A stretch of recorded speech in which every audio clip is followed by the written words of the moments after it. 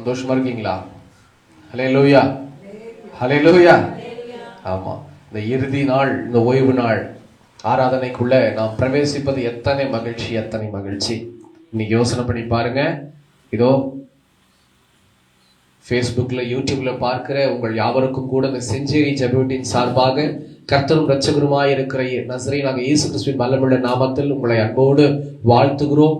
இந்த ஆராதனைக்கு உங்களை வரவேற்கிறோம். கர்த்தர் உங்களை ஆசீர்வதிப்பாராக. இந்த நாள்ல கூட பாருங்க, ரொம்ப விசேஷம். ஏன்னா 2024 கடைசி ஓய்வு நாள் ஆராதனை இது. எத்தனை பாக்கியம் தெரியுமா இந்த ஆசீர்வாதம். இதோ கொஞ்சம் யோசனை பண்ணி பாருங்க, பின்னாடி திரும்பி பாருங்க. உங்கள் வாழ்க்கையில இதோ ஆரம்பத்திலிருந்து ஜனவரி 2024 கர்த்தர் நம்ம கூடவே இருந்திருக்கிறார். இதோ நம்மை பலப்படுத்தி இருக்கிறார், வழி நடத்தி இருக்கிறார், தேவைகளை சந்தித்து கொடுத்திருக்கிறார். அது மாத்திரமல்ல, ஒவ்வொரு ஓய்வு நாள் ஆராதனையிலையும் கர்த்தர் நம்ம கூட அநேக வார்த்தைகளை கொண்டு பேசி கொண்டே இருந்திருக்கிறார். இந்த கடைசி ஓய்வு நாள் ஆராதனையிலும் கூட, இந்த ஆண்டினுடைய இறுதியில கூட இயேசு நம்ம கூட பேச விரும்புகிறார். பிரியமான ஜனமே, நீங்க விசுவாசிக்க வேண்டும். விசுவாசத்தோடு கர்த்தருடைய வார்த்தையை நாம் கேட்போம். ரொம்ப அதிக நேரம் கிடையாது, இதோ கொஞ்ச நேரம் விசுவாசத்தோடு கர்த்தருடைய வார்த்தைக்குள்ள நாம் பிரவேசிப்போம். நல்லா ஆராதித்திருக்கிறோம், துதித்திருக்கிறோம், ஸ்தோத்திரம் பண்ணி இருக்கிறோம். கர்த்தருடைய நாம உயர்ந்திருக்கிறபடினால் இதோ இந்த இடத்துல பரிசுத்த ஆவியானவர் நம்மை இதோ ஆசீர்வதித்திருக்கிறார். நம்மை மூடி மறைத்து அவர் தாமே வெளிப்பட்டு கொண்டிருக்கிறார். அப்படிப்பட்ட ஆவியானவர் நமக்கு போதிக்கக்கூடிய அருமையான ஒரு வசனம் என்ன அப்படின்னு சொல்லி பார்த்து நாம் தியானித்து ஜெபிக்கலாம். எடுத்தவங்க வாசிங்க. 2 கொரிந்தியரின் புஸ்தகம் 9ஆம் அதிகாரம் 15ஆம் வசனம். 2 கொரிந்தியரின் புஸ்தகம் 9ஆம் அதிகாரம் 15வது வசனம். பக்கம் 253 புதிய ஏற்பாடு. 9ஆம் அதிகாரம் 15ஆம் வசனம்.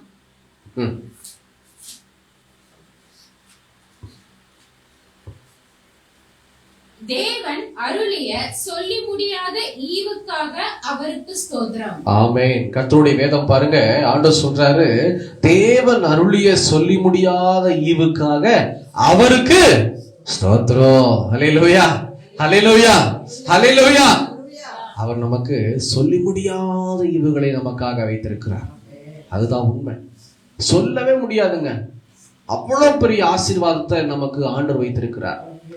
நீங்க கொஞ்சம் யோசனை பண்ணி பாருங்க, இந்த ஆண்டினுடைய ஆரம்பத்திலிருந்து இப்ப வரைக்கும் எத்தனை பாதுகாப்புகள், எத்தனை ஆசீர்வாதங்கள், எத்தனை விதமான இன்னல்கள் வந்த போதிலும் கர்த்தர் நம்ம கூடவே இருந்திருக்கார். என்ன சொல்றீங்க? ஹல்லேலூயா. இயேசு நம்ம கூடவே இருந்திருக்கிறார். நமக்கு தெரியாது. நம்ம திரும்பி பார்க்கும் போது தான், அட இங்க ஒரு குழி இருந்துச்சா, இந்த குழியில எப்படி நான் என் கால் சிக்காம மாட்டுச்சு, இந்த குழியில எப்படியோ தப்பிச்சிட்டேன், கர்த்தருக்கு ஸ்தோத்திரம் அப்படின்னு சொல்லுவோம். அப்படிதான் இயேசு நம்மை தப்பித்து இன்னைக்கு தாங்கி நம்மை வழி நடத்தி வருகிறார். இது நமக்கே தெரியல. அதுதான் வேதம் இப்படியா சொல்கிறது, தேவன் அருளிய சொல்லி முடியாத ஈவுக்கு அவருக்கு ஸ்தோத்திரம், அவருக்கு ஸ்தோத்திரம். இந்த ஸ்தோத்திரத்தை நாம் எங்க செலுத்தணும் அப்படின்னா, இந்த வருட இறுதியில மீகா 4ஆம் அதிகாரம் 2ஆம் வசனத்தை வாசி கேட்கலாம். மீகாவின் புஸ்தகத்தை திருப்பிக் கொள்ளலாம். மீகாவின் புஸ்தகம் 4ஆம் அதிகாரம் 2வது வசனம். இந்த ஸ்தோத்திர பலி, இந்த மாதிரி ஒரு ஸ்தோத்திரத்தை நாம் எந்த இடத்துல செலுத்துவது மிகுந்த அவசியமாய் காட்சி அளிக்கிறது. பக்கம் என்ன சொல்லிருக்கப்பா? பக்கம் 1077. 77. மீகா 4ஆம் அதிகாரம் 2வது வசனம். திரளான ஜாதிகள் புறப்பட்டு வந்து நாம் கர்த்தரின் பர்வதத்துக்கும் யாக்கோபின் தேவனுடைய ஆலயத்துக்கும் போவோம் வாருங்கள். யாக்கோபின் தேவனுடைய ஆலயத்துக்கும் போவோம் வாருங்கள். அவர் தமது வழிகளை நமக்கு போதிப்பார். அவர் தமது வழிகளை நமக்கு போதிப்பார். நாம் அவர் பாதைகளில் நடப்போம் என்பார்கள். நாம் அவர் பாதைகளில் நடப்போம் என்பார்கள். ஏனெனில் சியோனிலிருந்து வேதமும் எருசலேமிலிருந்து கர்த்தரின் வசனமும் வெளிப்படும். எருசலேமிலிருந்து கர்த்தரின் வசனமும் வெளிப்படும். ஹல்லேலூயா, ஹல்லேலூயா. எவ்வளவு பெரிய ஆசீர்வாதம் தெரியுங்களா? ஏன் நாம் தேவாலயத்துக்கு கடந்து போக வேண்டும்? ஏன் நாம் தேவனை ஸ்தோத்திரம் பண்ண வேண்டும்? குறிப்பா இந்த ஆண்டினுடைய இறுதியில நாம் ஏன் தேவனை கனம் பண்ண வேண்டும்? இன்னைக்கு நிறைய பேர் ஆங்காங்கே ஊருக்கெல்லாம் போயிருப்பாங்க. நிறைய பேர் டூர் போயிருப்பாங்க, ஃபேமிலி டூர் போயிருப்பாங்க. ஏன்னா ஹாஃப் அர்லி லீவ் இல்லைங்களா? குழந்தைகளுக்கு ஹாஃப் அர்லி லீவ் இருக்கிறதுனால எல்லாரும் அப்படியே கிளம்பி போயிருப்பாங்க. ஆனா நான் என்ன சொல்லுகிறேன், எந்த இடத்துல இருந்தாலும் கர்த்தருடைய ஆலயத்துக்கு போவோம் வாருங்கள் அப்படிங்கிற ஒரு வார்த்தை இதோ ஒவ்வொரு ஜனங்களுக்குள்ள உண்டாகணும். எங்க இருந்தாலும் சரிங்க, எந்த ஊருக்கு நம்ம போயிருந்தாலும், ஒருவேளை கொடைக்கானலோ ஊட்டியோ எங்க இருந்தாலும் பக்கத்துல ஆலயம் இருக்கிறது, ஏதோ ஒரு ஆலயம் இருக்கிறது. கர்த்தருடைய பிள்ளைகள் என்னைக்குமே வந்து இந்த ஞாயிற்றுக்கிழமை நாள், குறிப்பா இந்த ஞாயிற்றுக்கிழமை கடைசி ஞாயிற்றுக்கிழமை இல்லைங்களா, ஏதோ ஒரு இடத்துல போய் தேவனை நாம் என்ன செய்யணும், ஸ்தோத்திரம் பண்ண வேண்டும். எதற்காக ஸ்தோத்திரம் பண்ணணும்னா, இந்த ஆண்டு முழுவதும் வசனத்தை கொண்டு நம்மை தேடி இருக்கிறார். இந்த ஆண்டு முழுவதும் கர்த்தர் வார்த்தையினால் நம்மை பலப்படுத்தி இருக்கிறார், ஆசீர்வதித்திருக்கிறார், உயர்த்தி இருக்கிறார், நடத்தி இருக்கிறார். இங்க வேதம் சொல்லுகிறத பாருங்க, நாம் கர்த்தரின் பர்வதத்துக்கும் யாக்கோபின் தேவனுடைய ஆலயத்துக்கும் போவோம் வாருங்கள். எதற்காக இப்படி சொல்றாங்க, போலாம் வாங்க அப்படின்னு சொன்னா, அவர் தமது வழிகளை நமக்கு போதிப்பார், நாம் அவர் பாதைகளில் நடப்போம் என்பார்கள். பாருங்க, அவர் தமது வழிகளை நமக்கு போதிப்பார். என்னைக்குமே வேதம் சொல்லுகிறது, என் வழி உன் வழி அல்ல, என் நினைவு உன் நினைவு அல்ல, ஆண்டவருடைய வேதம் சொல்லுகிறது. அப்படி இருக்கும்போது எதற்காக இதோ நாம் வந்து கர்த்தருடைய ஆலயத்துக்கு நாம் போக வேண்டும் அப்படின்னா, அவர் தமது வழிகளை நமக்கு போதிக்கிற ஒரு ஆண்டவராய் இருக்கிறார். அல்லேலூயா. அவருடைய வழி, அவர் நமக்காக தெரிந்து கொண்ட வழிகளை கர்த்தர் நமக்கு போதிக்கிறவராய் இருக்கிறார். நமக்காக போதிக்கிறார். என்னைக்குமே நாம் அதை வந்து அறிந்து கொண்டு தெரிந்து கொண்டோமானால் கர்த்தர் நம்மை ஆசீர்வதிப்பார். பிரியமான ஜனமே, எனக்கு தெரிந்த ஒரு சபையில அப்பா அம்மா ஒரே பையன், அந்த ஒரே பையன் ரொம்ப செல்லம் கொடுத்து வளர்த்திட்டாங்க. அதனால அவன் அப்படியே எண்ணெய் மாதிரி, கிட்டோ எண்ணெய் மாதிரி வச்சுக்கோங்க. ஏன்னா 2 பசங்க 3 பசங்க இல்லை, ஒரே பையன் தான். அப்படி இருக்கும்போது இவங்க அப்பா அம்மா வந்து 2 பேருமே கவர்மெண்ட்ல ஒர்க் பண்றாங்க.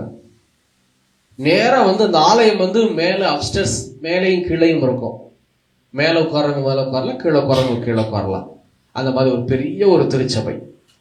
இவங்க அப்பா டிப்டாப்பா கிளம்பி கரெக்டா கன் டைம்ல கிளம்பி உட்காந்துருவாரு. அவங்க அம்மாவும் கிளம்பிடுவாங்க. இவன் தான் கொஞ்சம் லேட் பண்ணிட்டே இருப்பான். இவனை எப்படியாவது கொண்டு வரணும்னு சொல்லிட்டு பிரயாசப்பட்டுட்டு இவனுக்காக ஜெபம் பண்ணிட்டு, ஆனா அவனை வற்புறுத்த மாட்டாங்க, எதுலேயும் வற்புறுத்த மாட்டாங்க. ஏன்னா வற்புறுத்தி ஒரு காரியத்தை செய்யும் போது அதுல வந்து ஒரு ஆசீர்வாதம் இருக்காது, அதுல ஒரு ஒரு எதுவுமே இருக்காது. அவருக்காக, எங்க அப்பாவுக்காக அம்மாவுக்காகன்னு சாப்பிட்டா அந்த சாப்பாட்டுல ஏதாவது நன்மை இருக்குதா? விரும்பி சாப்பிடும் போதுதான் அதுல ஒரு பெரிய நன்மை உண்டாயிருக்கும். அப்படி இருக்கும்போது 2 பேரும் வற்புறுத்த மாட்டாங்க. ஆனா என்ன செய்வாங்க, இவனுக்காக காத்துக்கிட்டே இருப்பாங்க. வற்புறுத்தவும் இல்லை, ஆனா இவனுக்காக காத்திருப்பாங்க.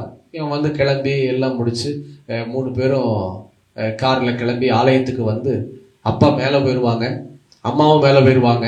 இவன் அப்பவும் வற்புறுத்த மாட்டாங்க, ஆலயத்துக்குள்ள இருடா, வெளியில போகாத அப்படின்னு சொல்லிட்டு இவங்க போயிடுவாங்க. இவன் மேல வரமாட்டான். ஏன்னா மேல வந்தா பெரியவங்க உட்கார்ற இடம், பெரிய பெரிய வயசானவங்க உட்கார்ற இடம்னு சொல்லிட்டு மேல போவது கிடையாது. இவன் கீழே உட்காந்துக்குவான். இப்படியே அவனுடைய வாழ்க்கை கடந்து போனது. கீழே உட்காரும் போது ஃப்ரெண்ட்ஸோட பேசிக்கிட்டு ஜாலியாக அங்கே இங்கே சுற்றிட்டு அப்படி இப்படின்னு சொல்லி ஒரு நாள் பார்த்தா காலங்கள் கடந்து போனது. இவனையும் கொஞ்சம் ஃப்ரீயாகவே இருந்தான், ரொம்ப ஜாலியாகவே இருந்தான். கூட இருக்கிற ஃப்ரெண்ட்ஸுகள்லாம் ரொம்ப ஜாலியாக அவனுக்கு வந்து மிங்கலாக இருந்தாங்க. நாட்கள் கடந்து போக போக அந்த ஃப்ரெண்ட்ஸுகளும் என்ன செஞ்சாங்க அப்படின்னா, தனித்தனியாக அவங்க வாழ்க்கையை அமைத்து கொண்டாங்க. ஒவ்வொருத்தருக்கும் கல்யாணம் ஆயிட்டு, கல்யாணம் ஆவது மாத்திரமல்ல, நல்ல வேலை கிடைச்சிச்சு. இவன் பார்வையில் என்னடா இது, என் கூடவே இருந்தானுங்க, இன்னைக்கு என்னன்னா ஒரு சில கல்யாணம் பண்ணிட்டு போயிட்டான், பொண்ணு வீட்டுல பெரிய வீடு செட்டில் ஆயிட்டான், கார் வாங்கிட்டான், பங்களா வாங்கிட்டான். பொண்ணு வீட்டு வழியில கொஞ்சம் பெருசா இருந்தா என்ன நடக்கும், வரதட்சணைன்ற பேர்ல வாங்குற மாதிரி இல்ல. இன்னைக்கு கிறிஸ்தவங்க நிறைய பேர் அந்த மாதிரி பண்றாங்க, வரதட்சணை வாங்கி கொண்டுதான் இருக்கிறாங்க, இன்னும் மாறவில்லை ஒரு சில பேர். அப்படி இருக்கும்போது இவன் பார்வையில ஒரு பக்கம் இவனை பொண்ணு வீட்டு வழியில செட்டில் ஆயிட்டானுங்க ஃப்ரெண்ட்ஸுங்க, இன்னொரு பக்கம் பார்க்கறான் நல்ல வேலை கிடைச்சி வெளிநாடு போயிட்டாங்க, பெங்களூர் போயிட்டாங்க, மைசூர் போயிட்டாங்க, ஹைதராபாத் மும்பைல செட்டில் ஆயிட்டாங்க. கடைசியில ஒரு சில வருடங்கள் தாண்டி இவன் மட்டும் தனியா உட்கார்ந்துருக்கிறான். மேல அவங்க அப்பா அம்மா, தனியா உட்கார்ந்துருக்கிறான். இவனுக்கு ஒரு சரியான வேலை இல்லை, சரியான அனுபவம் இல்லை, வேலை இல்லை, ஆசீர்வாதம் இல்லை. ஏன் வந்து உண்மையிலேயே வந்து ஃப்ரெண்ட்ஸுகளை நம்பியே வாழ்ந்துட்டான். ஒரு சில பேர் உண்மையாவே வந்து என்ன செய்வாங்கன்னா, சிங்கிள் பர்சன் சொல்ற டைப்ல ஃப்ரெண்ட்ஸுகளோடய மிங்கிளா இருப்பாங்க. ஆனா அவங்க எல்லாம் ஒரு ட்ராக், தனி ட்ராக், சீக்ரெட் ட்ராக்கை வச்சு ஒண்ணு பொண்ணு விட்டு வெளியில போயாச்சு, இன்னொன்னு செட்டில் ஆயிட்டாங்க, வேலை அது இதுன்னு ரெக்கமெண்டேஷன் அது இதுன்னு வாங்கி உள்ள போயாச்சு படிச்சு. ஒரு நாள் இவன் வெறுமையாய் உட்கார்ந்திருந்தான் திருச்சபையில. அந்த இடத்துலதான் இந்த வசனத்தை போதனை செய்ய போதகர் ஆரம்பித்தார். இவனுக்கு என்ன செய்யறதுன்னு தெரியல. மொபைல் போன் எடுக்கிறான், நோண்டுறான், அதுல ஒரு சமாதானம் இல்லை. போன் வை, என்னத்த நோண்டுனாலும் இவங்க ஃப்ரெண்ட்ஸ் தான் வரானுங்க. ஃபேஸ்புக்லயும் இன்ஸ்டாகிராம்லயும் எப்படி இருக்கும், போட்டு பார்த்தாலே இவனுங்க முகம்தான். பார்த்தா இவனுங்க அங்க நிக்கிறானுங்க, இங்க நிக்கிறானுங்க, நான் மட்டும் இங்க இருக்கிறேனே, என் ஊர்லயே இருக்கிறேனே அப்படின்னு சொல்லிட்டு ஒரு வெறுமை. போனை கீழே வச்சுட்டான்.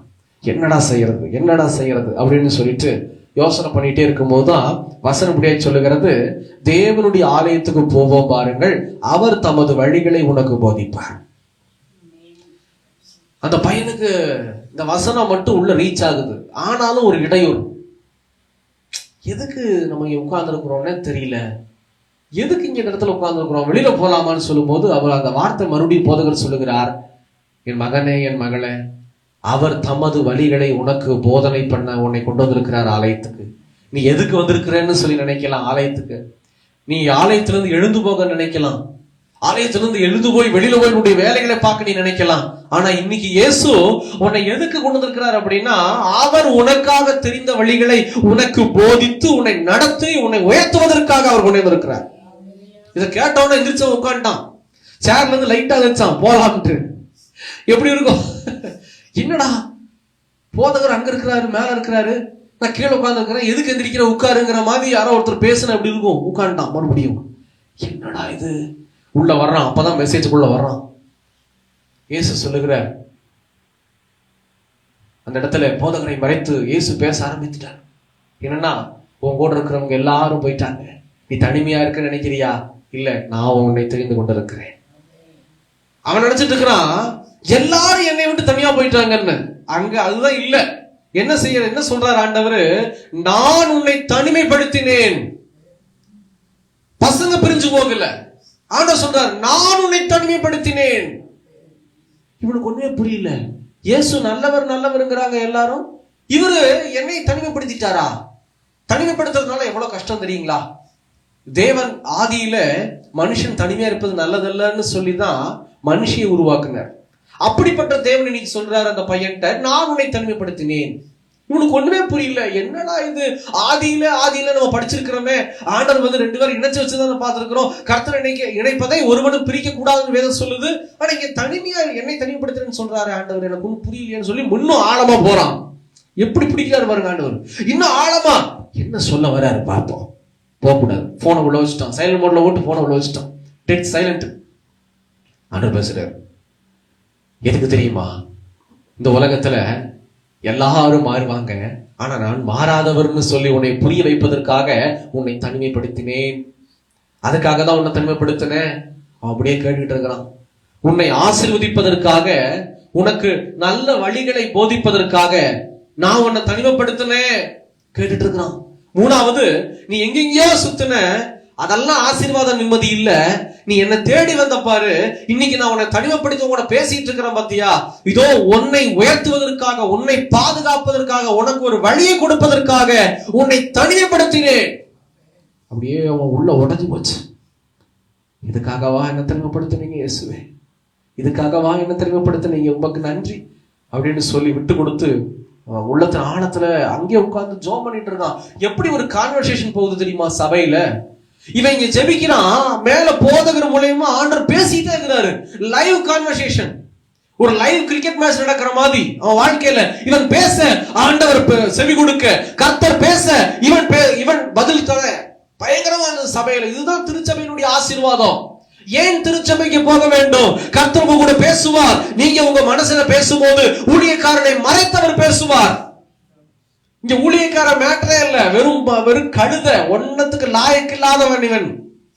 ஆண்டவர் கூட பேசிக் கொண்டிருக்கிறார், இயேசு பேசிக் கொண்டிருக்கிறார், கர்த்தராகி இயேசு கிறிஸ்து கூட பேசிக் கொண்டிருக்கிறார். அந்த பையன் பேசுறாரு, அப்படி உள்ள உடைந்து போனது. அப்புறம் சொன்னா, உள்ளுக்குள்ள பேசுறான் ஆண்டவர்கிட்ட, சரி ஆண்டவரே, எனக்கு ஒரு வழியை காமிங்கப்பா, எனக்கு ஒரு வழியை காமிச்சிட்டீங்கன்னா நான் உங்களை விட்டு போகவே மாட்டேன். ஏன்னா அவனுக்கு பயம் வந்துருச்சு எதிர்காலத்தை நினைச்சு. ஏன்னா அவன் பெருசா பார்த்த ஃப்ரெண்ட்ஸ் எல்லாரும் ஒரு பக்கம் பொண்ணு வீட்டுல செட்டில், இன்னொரு பக்கம் நல்ல வேலை கிடைச்ச செட்டில். ஒருத்த கூட சொல்லல, டேய் மச்சான் வேலை கிடைச்சிச்சா, இந்த மாதிரி ஆயிடுச்சுடா, மதிக்கவே இல்லை. இவன் தான் மதிச்சுக்கிட்டு இருக்கிறான். என்ன ஆனா ஊனா வந்து ஃப்ரெண்ட்ஸுகளை மதிப்பு கொடுத்து ஃப்ரெண்ட்ஸுகளுக்கு கனம் பண்ணி, ஆனா இவனுங்க கூட இருந்துட்டு யாரும் மதிக்கல. பெருசா மதிக்கலங்கிறத விட பெருசாவே பார்க்கல இவனை. இவன் பெருசா பார்க்கறான் ஃப்ரெண்ட்ஸ், ஆனா இவங்க யாரும் பெருசா பார்க்கல. ஆனா யார் பெருசா இவனை பார்த்தாங்க தெரியுமா? இயேசு கிறிஸ்து இவனை பெருசா பார்த்து அவனை தனிமைப்படுத்தி அவனுக்கு ஒரு வழியை போதிக்க உட்கார வைத்திருக்கிறார். அவனுக்கு அவ்வளவு சந்தோஷம். சரி, எனக்கு ஒரு வழி சொல்லுங்க ஆண்டவரே, எனக்கு ஒரு வழி சொல்லுங்க. ஆண்டவர் சொன்னார், இதோ நான் உனக்கு ஒரு வழி வைத்திருக்கிறேன், நான் உனக்கு ஒரு வழி வச்சிருக்கிறேன், நீ ஏன் இப்படி கவலைப்படுற அப்படின்னு சொல்லி அவனுக்கு உண்டான ஒரு ஆசீர்வாதமான ஒரு வழியை அவனுக்கு ஞாபகப்படுத்தினார். அதே ஃப்ரெண்ட்ஸுகளோட கொஞ்ச நாளைக்கு முன்னாடி அவன் என்ன பண்ணியிருக்கிறான், அந்த 3rd இயர் கம்ப்ளீட் பண்ணும்போது ஒரு கம்பெனிக்கு அப்ளை பண்ணியிருந்தான். அந்த கம்பெனி வந்து எங்க இருக்குன்னா ஹைதராபாத்ல கம்பெனி இருக்கு.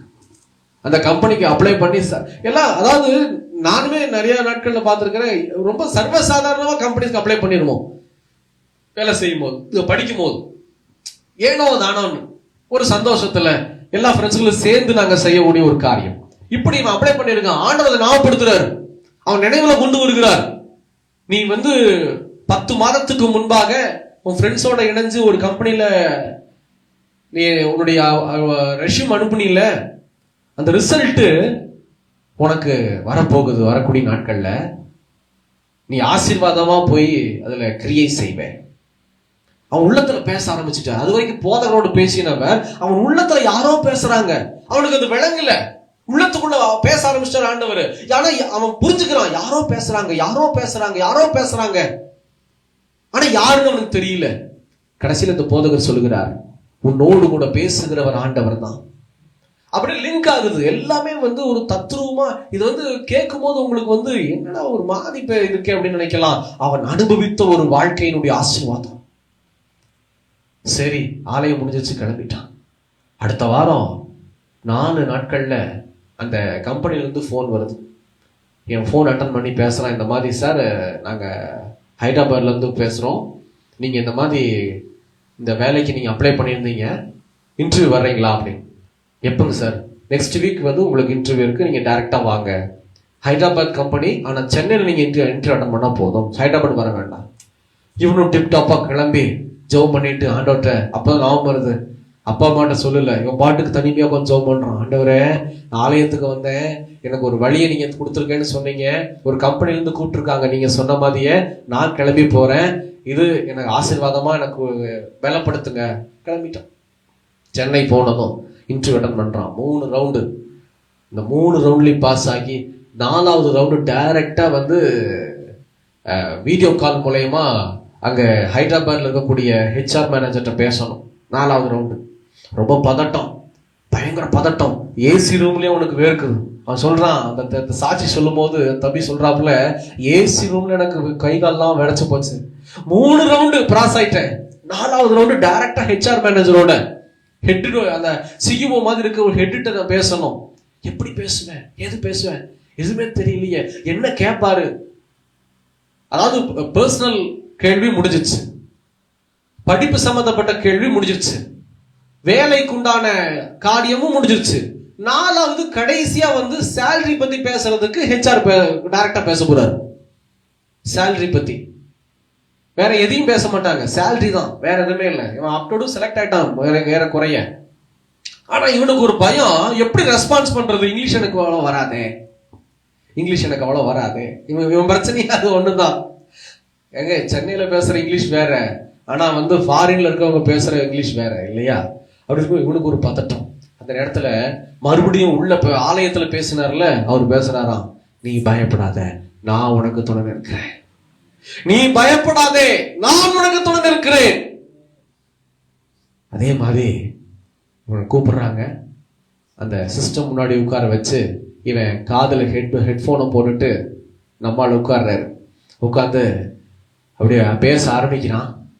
பேச ஆரம்பிச்ச உடனே கொஞ்ச நேரத்திலேயே அந்த சைட்ல இருக்கிற ஹெச்ஆர் மேனேஜர் கொஞ்சம் கொஞ்சமா பேசிட்டு கடைசியில, தம்பி நீங்க மதுரை பக்கமா அப்படின்னு. எப்படி இருக்கும்? இவன் நினைச்சிட்டு போனது இங்கிலீஷ்லயே பேசுவாரு. அச்சோ நான் எப்படி ரெஸ்பாண்ட் பண்ணுவேன்? அங்க கொஞ்ச நேரத்துல இங்கிலீஷ் மாறி, தம்பி நீங்க மதுரை பக்கமா அப்படின்னு. ஆமாங்க, எங்க ஊர் மதுரை தான் தம்பி. இவனுக்கு ஒரு பூஸ்டப் ஆயிடுச்சு. அப்பா தமிழ்ல பேசுறாரு, எங்க ஊரு மதுரைன்ட்டாரு அப்படின்னு சொல்லி அவ்வளவு ஒரு பூஸ்டப். கடைசியில பார்த்தா அந்த இந்த தம்பியுடைய ஊரும் அவருடைய ஊரும் பக்கம் பக்கமா இருந்திருக்கு. பேசும்போது எல்லா காரியமும் மாறி, சரி தம்பி நீங்க செலக்ட் ஆயிட்டீங்க, உங்களுடைய சேலரி இவ்வளவா, நீங்க நாங்க ஒரு அலாட் பண்ணி வச்சிருக்கோம், உங்களுக்கு என்ன சேலரி எக்ஸ்பெக்ட் பண்றீங்கன்னு சொல்லி அவன் நினைச்சதுக்கு மாறாய் எல்லாமே தமிழ்ல பேச ஆரம்பிச்சுட்டாங்க. முடிச்சு எல்லாமே ஓகே ஆயிட்டு அந்த அவனுக்கு நல்ல வேலை நல்ல சேலரியில கிடைச்சோன்னே கர்த்தர் அவனை ஆசீர்வதித்தார். எதை கண்டு அவன் பயந்தானோ பயத்துல கர்த்தர் துணையா இருந்தார். அவனுக்கு இன்னொரு பயம், சரி இங்க தமிழ்ல பேசிட்டாங்க, ஆனா நாலேஜ் இங்கிலீஷ்ல வேணுமே. கர்த்தர் அவனுக்கு மறுபடியும் பேசினாரு, நான் அவனுக்கு துணை இருக்கிறேன். அந்த ஆபீஸ் போய் ஜாயின் பண்ணோன்னு அங்க இருக்கிற பசங்க எல்லாம் பேச பேச பேச இவனுக்குள்ள அந்த ஆங்கிலம் வளர ஆரம்பித்தது. வளர்ந்து வளர்ந்து வளர்ந்து அவனுடைய ஆங்கிலம் நல்ல ஆங்கிலமாய் மாறி அவனுடைய சேலரி இன்கிரிமெண்ட் பயங்கரமா ரைஸ் ஆகி அவனும் கடைசியில நார்வே அப்படிங்கிற ஒரு பெரிய ஒரு தேசத்துக்கு அவனை இதோ கர்த்தர் அவனை கொண்டு போனார். அல்லேலூயா. அப்பா உதவி செய்யல, அம்மா உதவி செய்யல, ஃப்ரெண்ட்ஸ் உதவி செய்யல, கர்த்தரே அவனுக்கு உதவி செய்து நார்வே வரைக்கும் கொண்டு போனார். நார்வே கொண்டு போய் 1 வருஷம் ஒர்க் பண்ணிட்டு திரும்பி வரும்போது அவனுக்கான நல்ல மனைவியை இதோ கர்த்தரே தேடி வைத்திருந்தார், எதிர்காலத்தை கொடுத்தார். அவன் என்னெல்லாம் ஏங்கினானோ, ஐயோ என் கூட இருக்கிறவன் எல்லாம் கல்யாணம் பண்ணிட்டு போயிட்டான், ஐயோ என் கூட இருக்கிறவன் எல்லாம் நல்ல வேலைக்கு போயிட்டான்னு சொன்னானோ, அதையெல்லாம் ஆண்டவர் அவனை அனுபவிக்க வைத்தார். இதுதான் அவனுடைய செயல். அன்னைக்கு பிடிச்சதுதான் ஆண்டவர். அவன் சொன்னான்ல, ஆண்டவரே எனக்கு ஒரு நன்மையை நீங்க செஞ்சிட்டீங்கன்னா ஒண்ணுமே விட மாட்டேன்.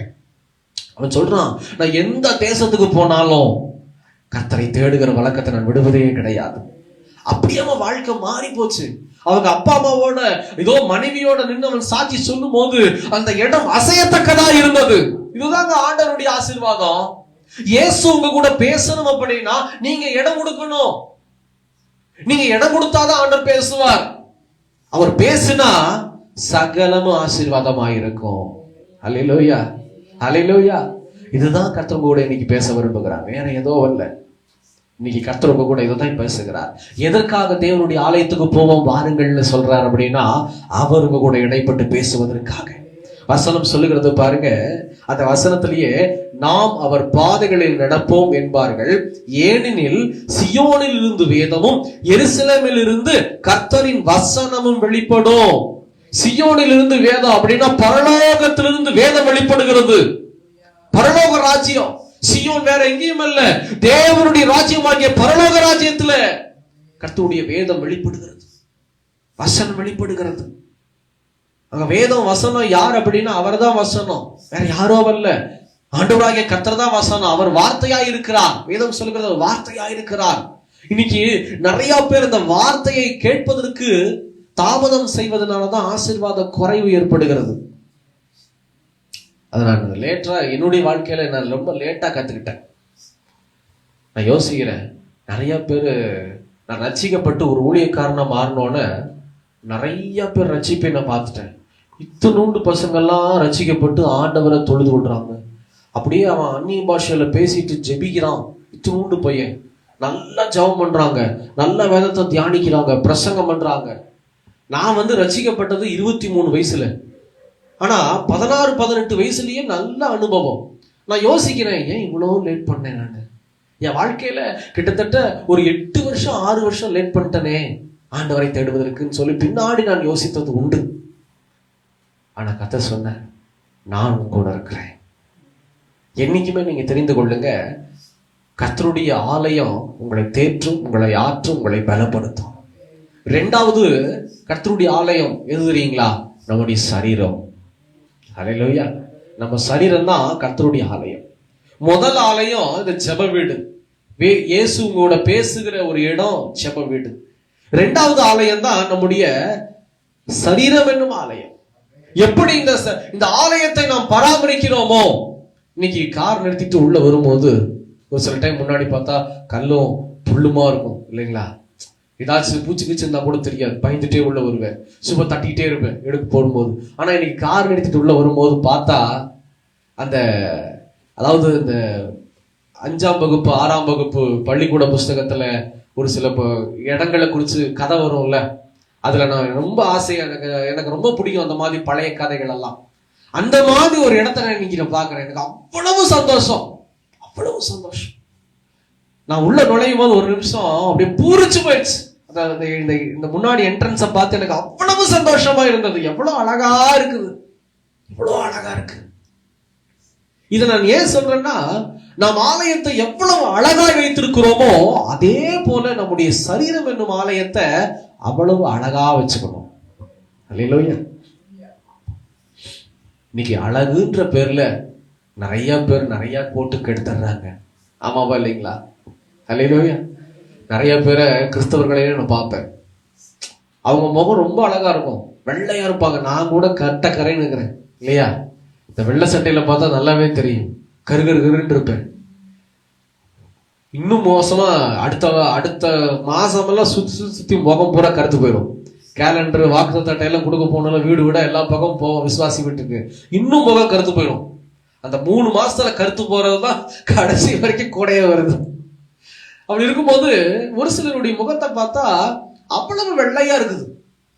ஒரு வீட்டுக்கு போயிருந்தேன், குடும்பத்துக்கு போய் பார்க்க, அவங்களுடைய முகம் அவ்வளவு பிரகாசம், அவ்வளவு வெள்ளையா இருக்குது.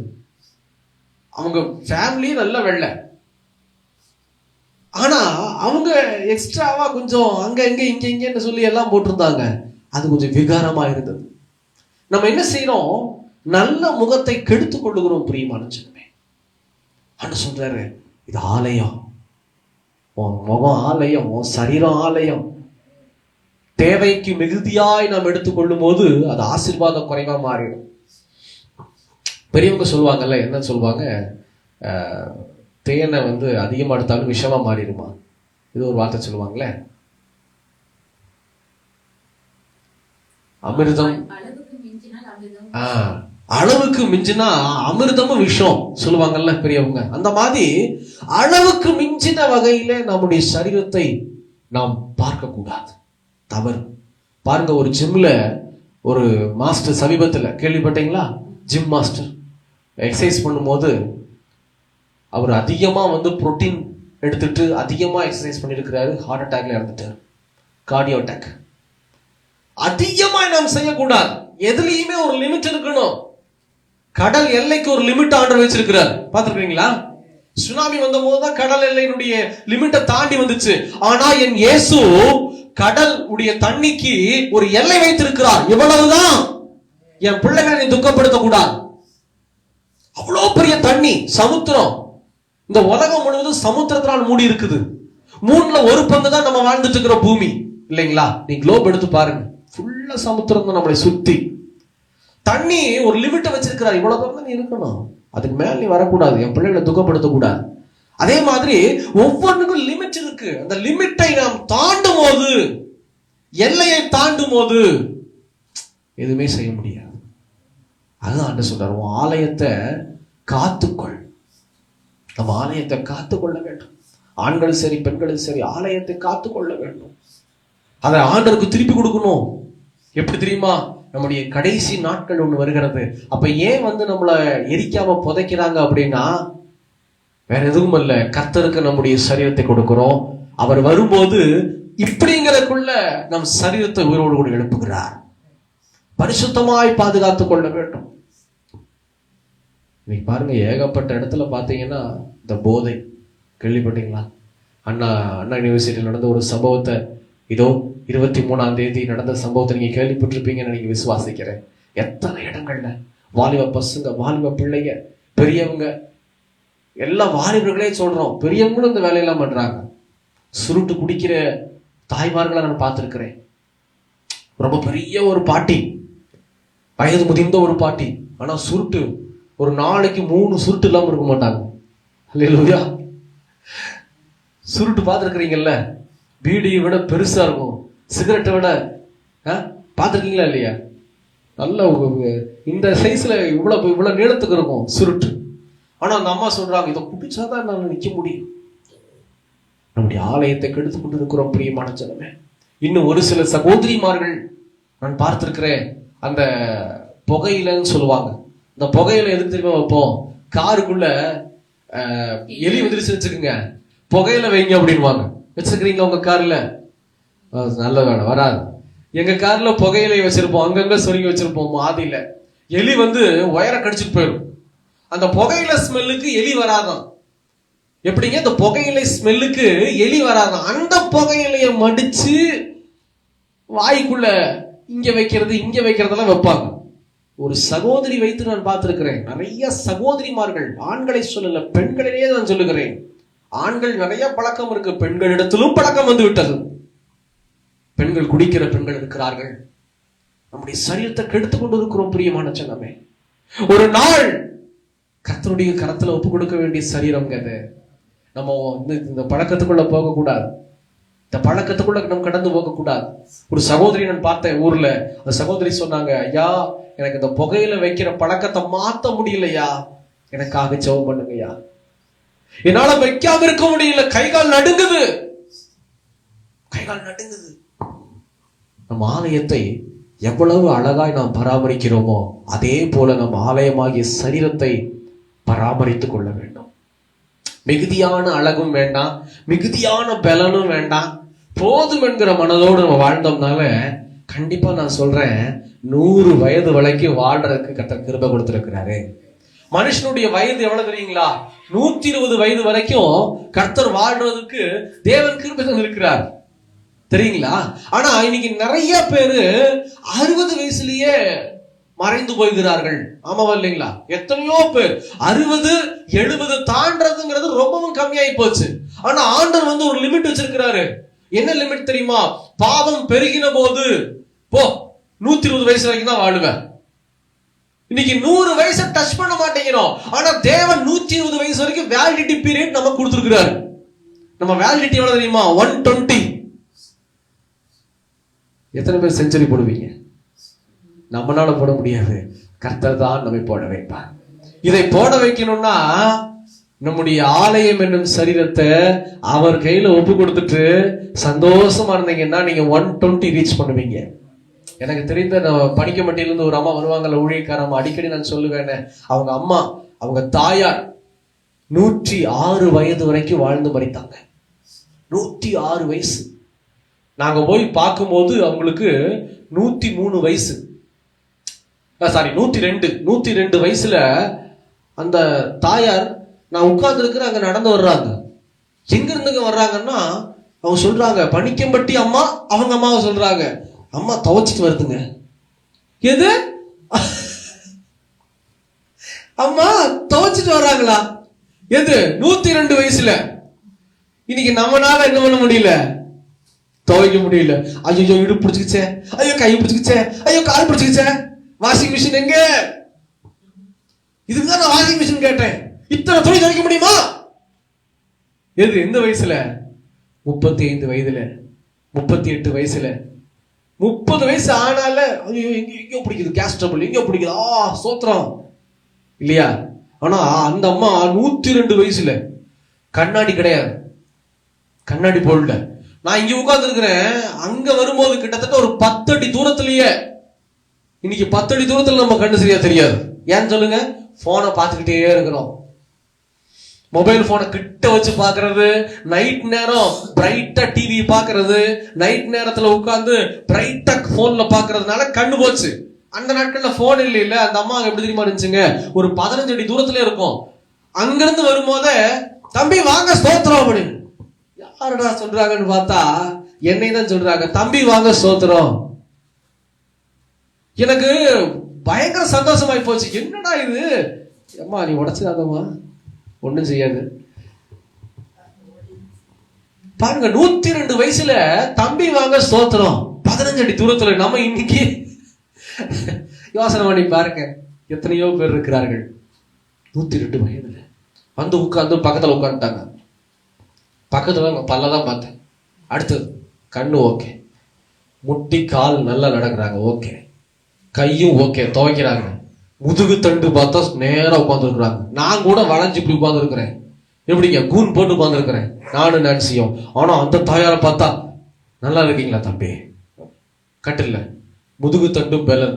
அடுத்து பல்லதான் பார்த்தேன், பல்லு ரொம்ப ஸ்ட்ராங்குங்க, பல்லு ரொம்ப ஸ்ட்ராங்கு. சைட்ல தான் ஒரு பல்ல காணோம், 1-2 பல்ல காணோம், மற்றபடி பல்லு ரொம்ப ஸ்ட்ராங்கா இருக்கு. இன்னைக்கு நம்ம பல்லு, ஐயோ பல்லு வலி பாஸ்டர் ஸ்தோத்திரம்ன்றாரே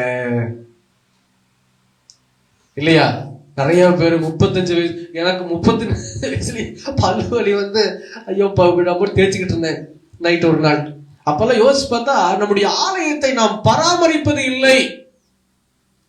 நம்முடைய சரீரம் என்னும் ஆலயத்தை நல்ல ஆகாரத்தை சாப்பிட்டு, பலனாகிய ஆகாரத்தை சாப்பிட்டுட்டு நல்லா இருந்தோம் அப்படின்னா அந்த தாயாரை போல நாமும் இருக்கலாம். உண்மையிலேயே ஆண்டவர் நமக்கு கொடுத்திருக்கிற வேலிடிட்டி 120 வயசு வரைக்கும் மனுஷன் வாழலாம் இந்த உலகத்துல. ஆனா இன்னைக்கு நம்ம ஆயுஸ் நாட்ல அவர் குறைக்கல, நாம் குறைத்து கொண்டிருக்கிறோம், நம்மை நாமே குறைத்து கொண்டிருக்கிறோம். பிரியமான ஜனமே, ஏன் தெரியுமா? ஆலயத்தை நாம் பராமரிப்பதில்லை, பரிசுத்தம் பண்ணுவதில்லை. முதல்ல கற்றுக் கொடுக்கிற நல்ல ஆகாரத்தை நம்முடைய ஆலயத்துக்குள்ள பிரவேசித்துக் கொள்ள வேண்டும், நல்ல ஆகாரத்தை சாப்பிடணும். 2வது கர்த்தருக்குள்ள பரிசுத்தமா வாழணும் வசனத்தின்படி. 3வது இந்த வசனத்தின்படி வாழ்ந்தாலே போதும், நம்ம ஹேர் ஸ்டைல், நம்முடைய மேக்கப் எல்லாமே மாறிடும். இன்னைக்கு நிறைய பேருடைய முகம் ஏன் இவ்வளவு சீக்கிரம் சுருக்கம் விழுகுது அப்படின்னா, கண்டத்துக்கு இதெல்லாம் போட்டுக்கிறது, தேவையில்லாதெல்லாம் போட்டுக்கிறது. அவங்க முகத்தை நீங்க பாத்தீங்கன்னா சீக்கிரமா சுருக்குழுந்துரும். ஹல்லேலூயா, ஹல்லேலூயா. எதுவுமே போடாம பாருங்க, அந்த முகமா இருக்கும். அதை போட்டுக்கிறது, இதை செய்யறது, அதை செய்யறது, இதை செய்யறது, எதுவுமே வேண்டாம். ஆனா அதெல்லாம் கேட்க மாட்டோம். இன்னைக்கு மேக்கப் போயிட்டோம்னு வச்சுக்கோங்க, எத்தனை செலவு வருது தெரியுங்களா? அங்க போனாலே கிட்டத்தட்ட ஒரு 5000க்கு கீழே நம்ம பார்க்க முடியாது, ஃபேஷியல் அது இதுன்னு சொல்லி. ஆனா கர்த்தர் இதெல்லாம் செய்ய சொன்னாரா எனக்கு தெரியல, செய்யட்டும் பரவாயில்ல, யாரையும் நான் குறை சொல்லவில்லை.